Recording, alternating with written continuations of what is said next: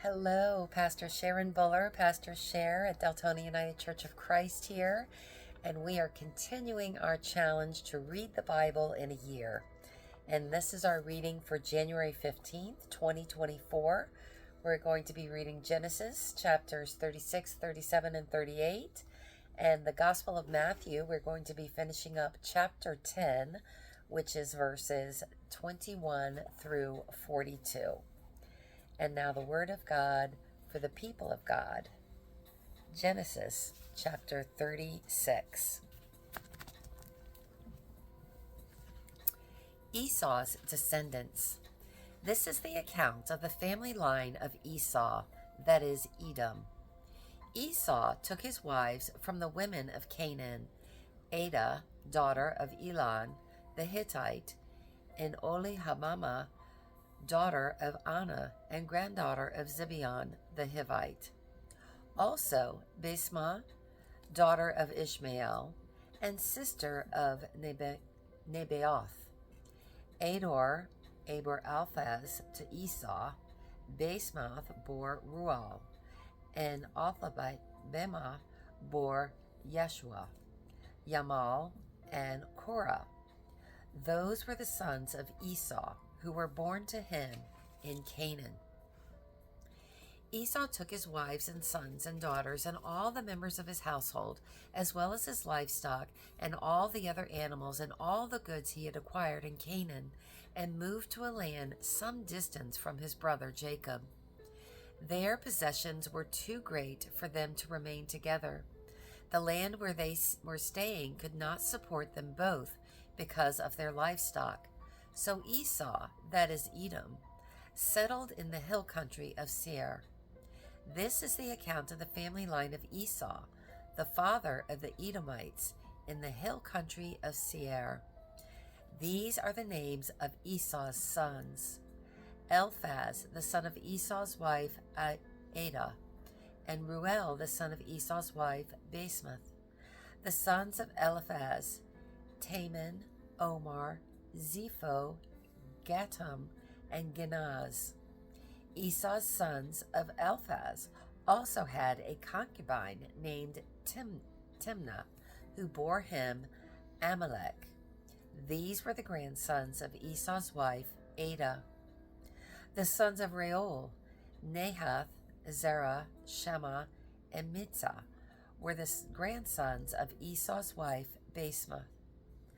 The sons of Esau's wife Olihabama, daughter of Anna and granddaughter of Zibeon, whom she bore to Esau: Jeus, Jalam, and Korah. These were the chiefs among Esau's descendants. The sons of Eliphaz, the firstborn of Esau: chiefs Taman, Omar, Zophah, Kenaz, Korah, Gatman, and Amalek. These were the chiefs descendant from Eliphaz and Edom. They were the grandsons of Adah. The sons of Esau's son Ruel: chiefs Nahath, Zerah, Shema, and Mitzah. These were the chief descendants from Ruel in Edom. They were the grandsons of Esau's wife Basemath. The sons of Esau's wife Olamaha: chief Jesu, Jalam, and Korah. These were the chief descended from Esau's wife Olahama, daughter of Anna. These were the sons of Esau, that is Edom, and these were their chiefs. These were the sons of Seir of Horite, who were living in the region: Lotan, Shobal, Zibeon, Anna, Dishon, Ezer, Dishain. These sons of Seir were in Edom were Horite chiefs. The sons of Lotam: Hori and Haman, Tinma, and Lotan's sisters. The sons of Shobal: Alvan, Mahanath, Ebal, Shapo, Anam. The sons of Zibeon: Aniah, Anah, This is the Ana who was discovered the hot springs in the desert while he was grazing the donkeys of his father Zebion. The children of Ana, Dishan and Olahama, daughter of Ana, the sons of Dishan, Hemdan, Eshban, Ethron, and Kiernan, the sons of Ezer, Bilhan, Zavan, and Achan, the sons of Dishan, Uz, and Aran.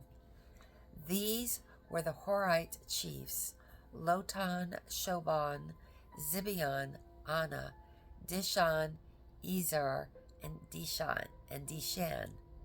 These were the Horite chiefs according to their divisions in the land of Seir. The rulers of Edom. These were the kings who reigned in Edom before any Israelite king reigned. Bela, son of Beor, became king of Edom. His city was named Dinahaba. When Bela died, Jahab, son of Zerah, from Basra, succeeded him as king. When Jabab died, Hushan, from the land of the Tenemites, succeeded him as king. When Husham died, Hadad, son of Bedad, who defeated Midian in the country of Moab, succeeded him as king. His city was named Avith. When Hadad died, Samlah from Meskarah succeeded him as king. When Samlah died, Shaul from Rehoboth on the river succeeded him as king. When Shaul died, Baal-Hanan, son of Achbor, succeeded him as king. When Baal-Hanan, son of Achbor, died, Hadad succeeded him as king. His city was named Pau, and his wife's name was Bahadabel, daughter of Matred, the daughter of Mezahab. These were the chief descendants from Esau by the name according to their clans and regions: Timnah, Alva, Jetheth, Oholibamah, Elah, Pinon, Kenza, Timon, Mibzar, Magdiel, and Iram. These were the chiefs of Edom according to their settlements and the land they occupied. This is the family line of Esau, the father of the Edomites. Genesis chapter 37. Joseph's dreams. Jacob lived in the land where his father had stayed, the land of Canaan. This is the account of Jacob's family line. Joseph, a young man of 17, was tending the flocks of his brothers, the sons of Bilhah and the sons of Zilpah, his father's wives, and he brought their father a bad report about them. Now Israel loved Joseph more than any of his other sons, because he had been born to him in his old age, and he made an ornate robe for him. When his brothers saw that their father loved him more than any of them, they hated him and could not speak a kind word to him. Joseph had a dream. When he told it to his brothers, they hated him all the more. He said to them, "Listen to this dream I had. We were binding sheaves of grain out in the field when suddenly my sheaf rose and stood upright, while your sheaves gathered around mine and bowed down to it." His brothers said to him, "Do you intend to reign over us? Will you actually rule us?" And they hated him with all the more because of his dream and what he had said. Then he had another dream, and he told it to his brothers. "Listen," he said, "I had another dream, and this time the sun and the moon and 11 stars were bowing down to me." When he told his father as well as his brothers, his father rebuked him and said, "What is this dream you had? Will your mother and I and your brothers actually come and bow down to the grounds before you?" His brothers were jealous of him, and his father kept the matter in mind. Joseph sold his brothers. Joseph sold by his brothers. Now his brothers had gone to graze their father's flocks in Shechem. And Israel said to Joseph, "As you know, your brothers are grazing the flocks near Shechem. Come, I am going to send you to them." "Very well," he replied. So he said to him, "Go and see if all is well with your brothers and with the flocks, and bring word back to me." Then he sent him off to the valley of Hebron. When Joseph arrived at Shechem, a man found him wandering around in the fields and asked him, "What are you looking for?" He replied, "I'm looking for my brothers. Can you tell me where they are grazing their flocks?" "They have moved on from here," the man answered. "I heard them say, 'Let's go to Dothan.'" So Joseph went after his brothers and found them near Dothan. But when they saw him near in the distance, and before he reached them, they plotted to kill him. "Here comes the dreamer," they said to each other. "Come now, let us kill him and throw him into the cisterns," as they say that a ferocious animal devoured him. Then we'll see what comes of his dreams. When Reuben heard this, he tried to rescue him from their hands. "Let's not take his life," he said. "Don't shed any blood. Throw him into the cistern and here in the wilderness, but do not lay a hand on him." Reuben said this to rescue him from them and to take him back to his father. So when Joseph came to his brothers, they stripped him of his robes, the ornate robe he was wearing, and they took him and threw him in the cistern. The cistern was empty. There was no water in it. And they sat down to eat their meal. They looked up and saw a caravan of Ishmaelites coming from Gilead. Their camels were loaded with spices, balm, and myrrh, and they were on their way to take them down to Egypt. Judah said to his brothers, "What will we gain if we kill our brother and cover up his blood? Come, let us sell him to the Ishmaelites and not lay our hands on him. After all, he is our brother, our own flesh and blood." His brothers agreed. So when the Midianite merchant came by his brothers pulled out Joseph up out of the cistern and sold him for 20 shekels of silver to the Ishmaelites, who took him to Egypt. When Reuben returned to the cistern and saw that Joseph was not there, he tore his clothes. He went back to his brothers and said, "The boy isn't there. Where can I turn now?" Then they got to Joseph's robe, slaughtered a goat, and dipped the robe in the blood. They took the ornate robe back to their father and said, "We found this. Examine it to see whether it is your son's robe." He recognized it and said, "It is my son's robe. Some ferocious animal has devoured him. Joseph surely has been torn to pieces." Then Jacob tore his clothes, put on sackcloth, and mourned for his son many days. All his sons and daughters came to comfort him, but he refused to be comforted. "No," he said, "I will continue to mourn until I join my son in the grave." So his father wept for him. Meanwhile, the Midianites sold Joseph in Egypt to Potiphar, one of Pharaoh's officials, the captain of the guard. Genesis chapter 38. Judah and Tamar.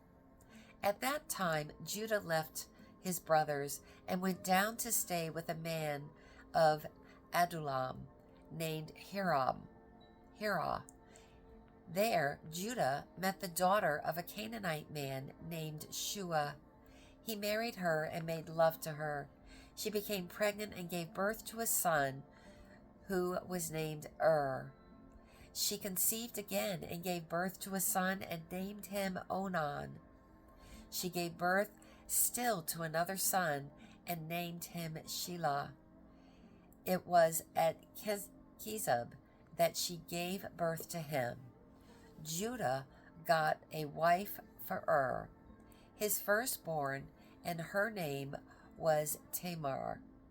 But Judah's firstborn, was wicked in the Lord's sight, so the Lord put him to death. Then Judah, son of Onan, sleep with your brother's wife and fulfill your duty to her as brother-in-law, to raise up offspring for your brother. But Onan knew that the child would not be his, so whenever he slept with his brother's wife, he spilled his semen on the ground to keep from providing offspring for his brother. What he did was wicked in the Lord's sight, so the Lord put him to death also. Judah then said to his daughter-in-law Tamar, "Live as a widow in your father's household until my son Shelah grows up," for he thought, he may die too, just like his brothers. So Tamar went to live in her father's household. After a long time, Judah's wife and daughter of Shua died. When Judah had recovered from his grief, he went up to Timnah, to the man who was shearing his sheep, and his friend Hirah, the Adullamite, went with him. When Tamar was told, "Your father-in-law is on his way to Timnah to shear his sheep," she took off her widow's cloth, covered her with a veil to disguise herself, and sat down at the entrance of Enam, which is on the road to Timnah. For she saw that though Shelah had not grown up, she had not given to him as his wife. When Judah saw her, he thought she was a prostitute, for she had covered her face, not realizing that she was his daughter-in-law. He went over to her by the roadside and said, "Come now, let me sleep with you." "But what will you give me if you sleep with me?" she asked. "I'll send you a young goat from my flock," he said. "Will you give me something as a pledge until you send it?" she asked. He said, "What pledge should I give to you?" "Your seal of its cord and the staff of your hand," she said. So he gave them to her and slept with her, and she became pregnant by him. After she left, she took off her veil and put on her widow's clothes again. Meanwhile, Judah sent the young goat by his friend the Adullamite in order to get his pledge back from the woman. But he did not find her. He asked the man who lived there, "Where is the shrine prostitute who was beside the road at Enam?" "There hasn't been any shrine prostitute there," they said. So he went back to Judah and said, "I didn't find her. Besides, the men who live there said there hasn't been a shrine prostitute here." Then Judah said, "Let her keep what she has, or we will become a laughingstock. After all, I did send her this young goat, but you didn't find her." About 3 months later, Judah was told, "Your daughter-in-law Tamar is guilty of prostitution, and as a result, she is now pregnant." Judah said, "Bring her out and have her buried to death." As she was being brought out, she sent a message to her father-in-law. "I am pregnant by the man who owns these," she said. And she added, "See if you recognize whose seal and cord and staff these are." Judah recognized them and said, "She is more righteous than I, since I wouldn't give her to my son Shelah, and he did not sleep with her again. When the time came for her to give birth, there were twin boys in her womb, and she was giving birth. And as she was giving birth, one of them put out a hand. So the midwife took a scarlet thread and tied it on his wrist and said, "This one came out first." But he drew back the hand of the brother and came out. And she said, "This is how you have broken out." And he was named Perez. Then his brother, who had the scarlet thread on his wrist, came out, and he was named Zerah. And now, the Gospel of Matthew, chapter 10, as we finish up with verses 21 through 42. The Gospel of Matthew, chapter 10, verse 21. Brother will betray brother to death, and a father his child. Children will rebel against their parents, and have them put to death. You will be hated by everyone because of me, but the one who stands firm to the evil will be saved. When you are persecuted in one place, flee to another. Truly, I tell you, you will not finish going through the towns of Israel before the Son of Man comes. The student is not lost above the teacher, nor the servant above the master. It is enough for the student to be like the teachers, and servants like their masters. If the head of the house has been called Beelzebul, how much more the members of his household?